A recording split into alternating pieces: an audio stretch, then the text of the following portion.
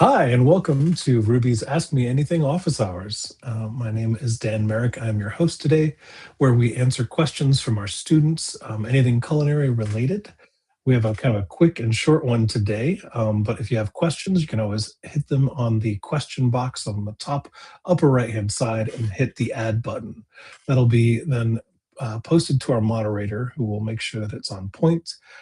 Because I am the director of plant-based culinary, I typically answer questions that are plant-based related, just because that's my expertise. And if not, we'll take the question and take it towards another instructor later on. But let's just jump right into this today.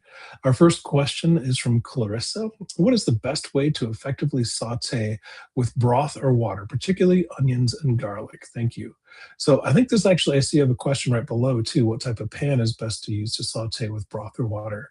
I think best results are going to probably be a stainless steel pan. A stainless steel pan is actually, you can really get it to the right temperature really easy. And it's easy to clean up. It's much harder to do this in like a cast iron. You could do it in a non-stick as well, but stainless steel definitely seems to be the gold standard, no pun intended. We do offer a complete lesson. In fact, we offer a free one as well that you can learn how to do the no oil saute and also do the garlic in it as well too. But basically what you want to do is turn the pan to like a medium heat, and then either take your water or your vegetable broth and put a couple drops of water into it. And if that starts to kind of bead up like mercury on your pan is perfect. If it bubbles out into a bunch of different ones, it's probably a little too cool. Or if it just, you put it on there and it just evaporates right away, it's definitely too hot. So you're looking for just that right temperature. And once you get it to that, you can add your onions to that.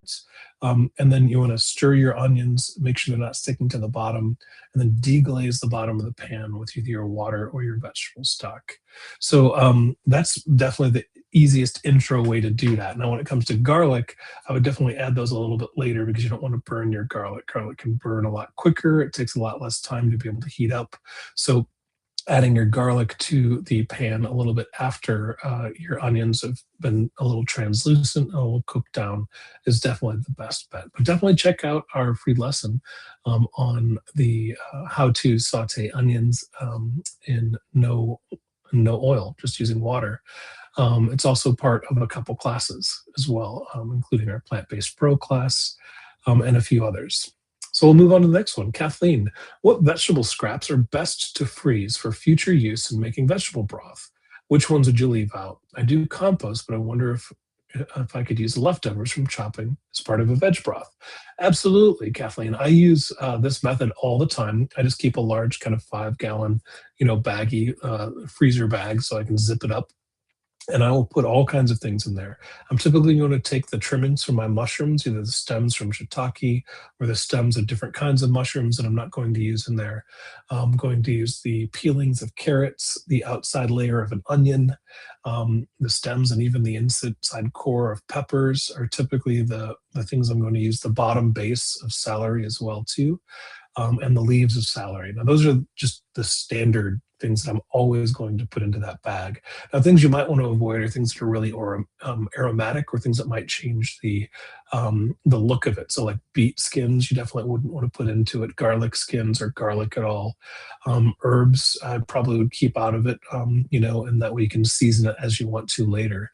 So that way it gives you a simple mirepoix to be able to start out your broth and really be able to add your flavor to it later. So you can start out with a vegetable base, and then add up from there as well. So you want to keep it so the vegetables are typically going to be skins, peels, stuff like that as well. Something that's not a big flavor, and also something that won't thicken it or discolor it at all. And I hope that helps out. So this must be our quickest Ask Me Anything hours. And thank you for joining us today. Have a great day.